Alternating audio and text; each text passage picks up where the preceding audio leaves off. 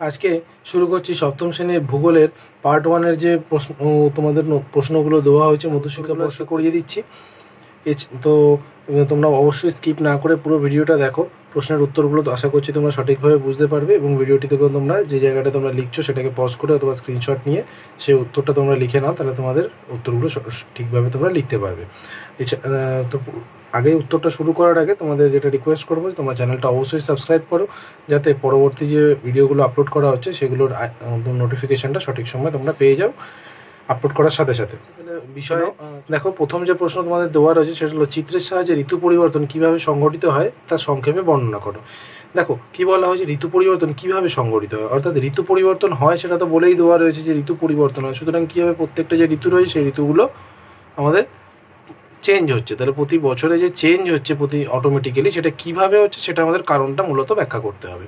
তো দেখো উত্তর হিসাবে যেটা এখানে প্রথমে ঋতু পরিবর্তনের সংজ্ঞাটা আমি ব্যাখ্যারে করে দেওয়া হয়েছে ছোট্ট করে, যে চক্রাকারে বা পরিবর্তন আকারে ভূপৃষ্ঠের বিভিন্ন স্থানে গ্রীষ্ম, বর্ষা, শরৎ, শীত এই চারটি ঋতু পর্যায়ক্রমে আবর্তিত হয় তাকেই ঋতু পরিবর্তন বলা হয়। তো এটা হলো মূল কারণটা, যে ঋতু পরিবর্তনটা কীভাবে হচ্ছে সেটা লেখা রয়েছে।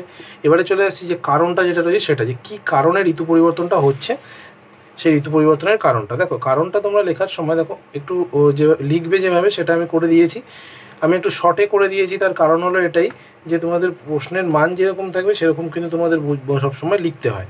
তো দেখো ঋতু পরিবর্তনের কারণগুলি হলো, 1 নম্বর পয়েন্টে তোমরা লিখবে পৃথিবীর অভিগত গোলাকাকৃতি।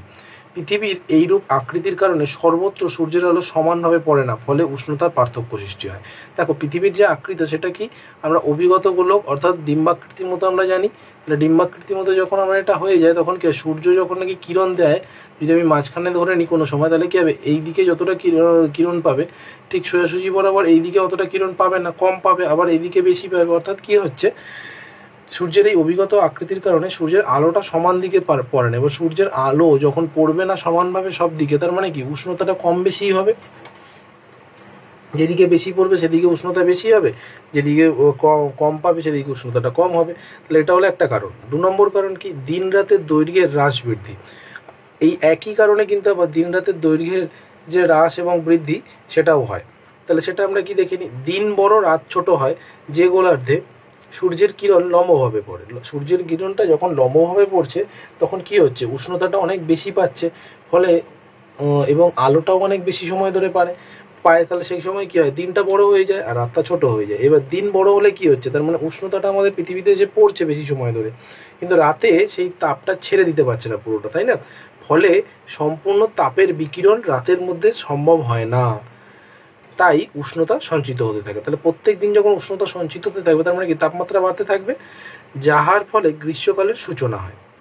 অপর গোলার্ধে বিপরীত কার্যের ফলে শীতকালের সূচনা হয়। তো এটা বেশি বড় করার দরকার নেই, আমি একদম ছোট করে লিখেছি যে এবং ছোট সহজ করে দিয়েছি যে দিন বড় রাত ছোট। তাহলে কী হচ্ছে, তাপটা বিকিরণ হতে পারছে না, সঞ্চিত হচ্ছে, ফলে গ্রীষ্মকাল হচ্ছে। আর অপর গোলার্ধে ঠিক তার বিপরীত হয়, অর্থাৎ শীত হয়ে যায়।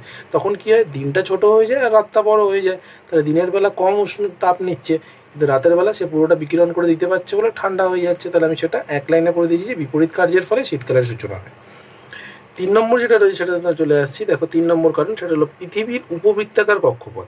পৃথিবীর কক্ষপথটা কী হয়, উপবৃত্তাকার, মানে সে যে গোলাকারভাবে ঘোরে না, উপবৃত্তাকার কক্ষপথ। তাহলে কী হয়, পৃথিবীর কক্ষপথে পরিক্রমণের ফলে সূর্যের ও পৃথিবীর বিভিন্ন সময় দূরত্বের পার্থক্য তৈরি হয়। তাহলে কোনো সময় দূরত্বটা বেশি হয়, কোনো সময় দূরত্বটা কম হয়, কারণ পৃথিবী যখন ঘুরছে তখন কি সে যে আকৃতিতে ঘুরছে। তো দেখো পৃথিবীর কী হয়, কক্ষপথটাতে এরকম একটা কক্ষপথ দেওয়া রয়েছে যেটা নাকি গোল নয়, তাই না?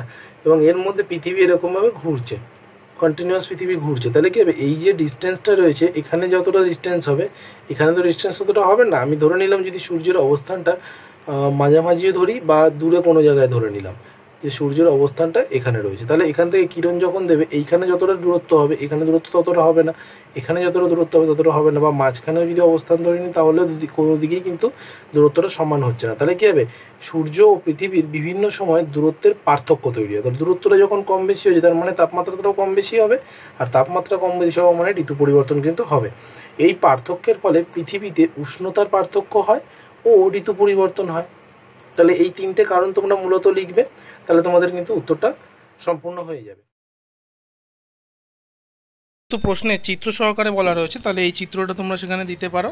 তো এইখানে দেখো অনেক কিছু মেনশন করা রয়েছে, যেখানে মহাবিষুব জলবিষুব কখন কি রয়েছে সেগুলো তোমরা মেনশন করবে, এবং দিন রাত সমান এবং দীর্ঘতম রাত, যেখানে দিন বড় রাত ছোট হচ্ছে এবং রাত ছোট রাত বড় দিন ছোট হচ্ছে, সেটা তোমরা মেনশন করবে। এবং দেখো এখানে পৃথিবীর অভিগত গোলকাকৃতিটাও দেখানো রয়েছে, পৃথিবীর যে কক্ষপথে ঘুরছে সেটা তাহলে উপবৃত্তাকার কক্ষপথ, সেটাও এখানে বোঝানো রয়েছে, এবং তার সাথে দিন রাত যে ছোট বড় হচ্ছে সেটা কিন্তু এখানে সম্পূর্ণভাবে দেওয়া রয়েছে। তাহলে এই চিত্রটা যদি তোমরা এঁকে দাও তাহলে কিন্তু সম্পূর্ণভাবে তোমরা এখান থেকে কিছু জিনিস কম করতে পারো। পরের যে 2 নম্বর রয়েছে সেই 2 নম্বরের প্রশ্ন, তোমরা উত্তরটা একটু ভিডিওটা পজ করে লিখে নাও, যাতে তোমাদের এই উত্তরটা সম্পূর্ণ হয়ে যায়।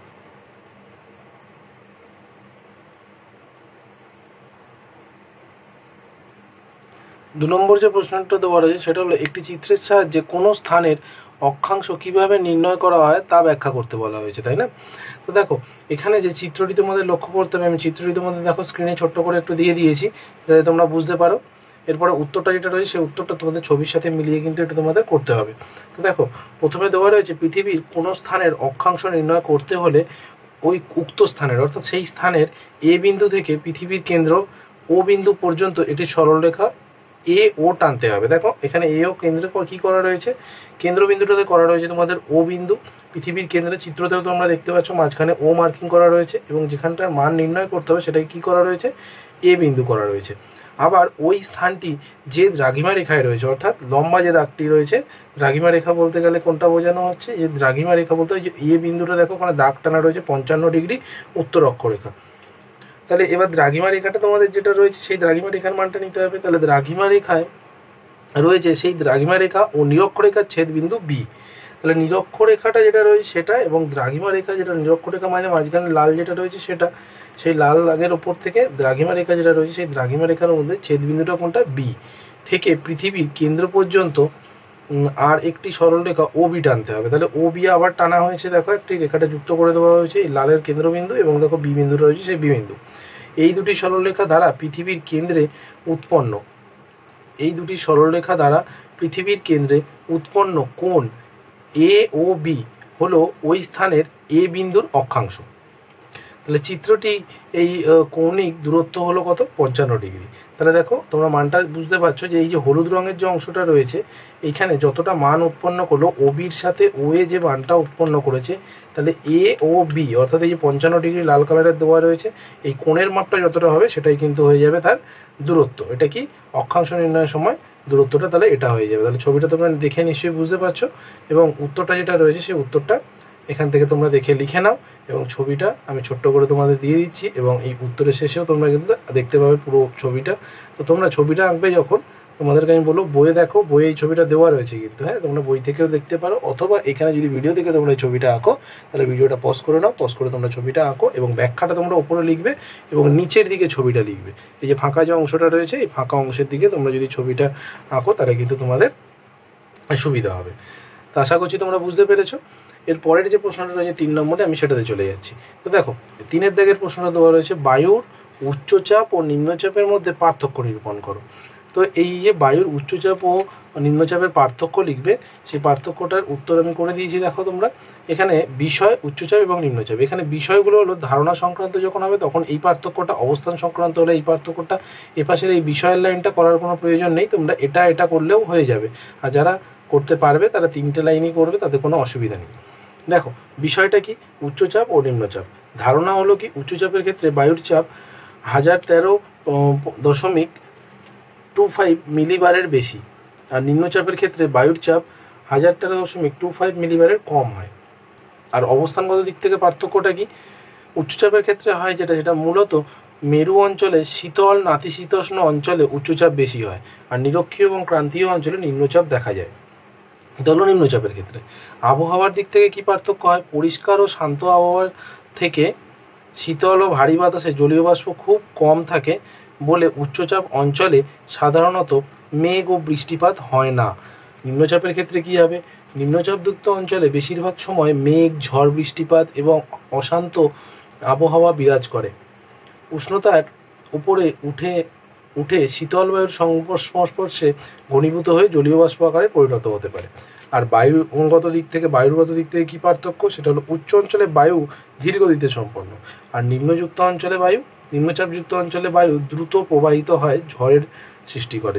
দ্রুত প্রবাহিত হয়, জোরে খুব প্রবাহিত হয় বলে ঝড়ের সৃষ্টি করে। তাহলে এই হয়ে গেল তোমাদের পার্থক্যটা। তোমরা এই পয়েন্টগুলো লিখে নাও। ভিডিওটি একটু পজ করো, তাহলে পজ করে স্ক্রিনশট নিয়ে নাও। স্ক্রিনশট নিলে তোমাদের কিন্তু এটা লিখতে সুবিধা হবে। আমি আরেকবার এটাকে পুরোটাকে তোমাদের দেখিয়ে দিচ্ছি, তো দেখে নাও। যদি কোনো অসুবিধা হয় অবশ্যই কমেন্ট বক্সে জানাবে, আমি আবার তাহলে সেটার উত্তর করে দেবো।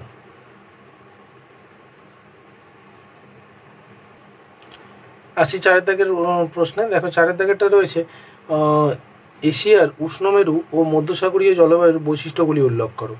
দেখো এশিয়ার উষ্ণমেরুটা যেটা রয়েছে সেটা এবং ভূমধ্যসাগরীয় জলবায়ুর বৈশিষ্ট্য উল্লেখ করতে বলা রয়েছে। তো দেখো এশিয়ার উষ্ণমেরু জলবায়ু অঞ্চলের বৈশিষ্ট্যগুলো হলো এখানকার জলবায়ু চরম হাওয়াপন্ন হয়। তার মানে এখানে কিন্তু খুব পরিমাণে ঠান্ডা যখন হয় ঠান্ডা হয়, যখন খুব গরম হয় তখন গরম হয়। 2 নম্বর কি, দিন ও রাতের তাপমাত্রার মধ্যে যথেষ্ট ব্যবধান লক্ষ্য করা যায়। দিনের বেলায় 40 থেকে 45 ডিগ্রি সেন্টিগ্রেড এবং রাতের বেলায় উষ্ণতা প্রায় 4 ডিগ্রি সেন্টিগ্রেড পর্যন্ত নেমে যায় এখানে। এর পরের যে পয়েন্টটা রয়েছে সেটা তোমরা দেখো 3 নম্বরে, এখানে বৃষ্টিপাতের পরিমাণ বছরে 10 থেকে 25 সেন্টিমিটার।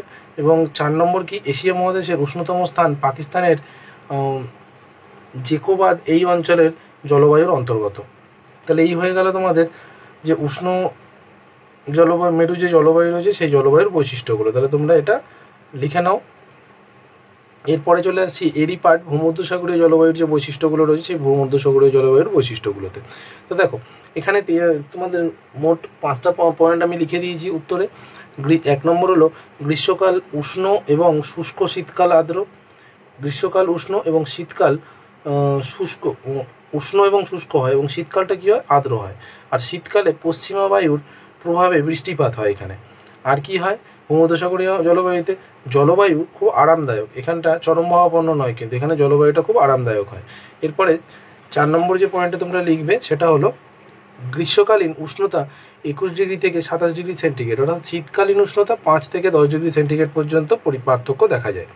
এখানকার বৃষ্টিপাতের পরিমাণ 40 থেকে 75 সেন্টিমিটার পর্যন্ত হয়। তাহলে এখানে তোমরা সেন্টিমিটার পর্যন্ত হয় লিখো, পর্যন্ত হয়। তাহলে এই হয়ে গেল তোমাদের উত্তরটা। আমি আরেকবার উত্তরটাকে তোমাদের রিক্যাপ করে দিচ্ছি যেখান থেকে লেখা হয়েছে। তোমরা ভিডিওটি পজ করে তাহলে উত্তরটা পুরোটা লিখে নাও। আশা করি তোমাদের এই উত্তরগুলো সবকটাই কমপ্লিট হয়ে গেল। তো ভূগোলের পার্ট 1, পার্ট 2 এবং পার্ট 3 সবকটাই করে দেওয়া হয়েছে। তোমরা ডেসক্রিপশন বক্স থেকে তার লিঙ্ক পেয়ে যাবে, অথবা প্লে লিস্টে যাও। প্লে লিস্টে গেলে ক্লাস 7-এর যতগুলো ভিডিও মডেল অ্যাক্টিভিটি টাস্কের সবই কিন্তু করে দেওয়া হয়েছে। তোমরা সেখানে গেলে সম্পূর্ণ উত্তরগুলো অবশ্যই পেয়ে যাবে।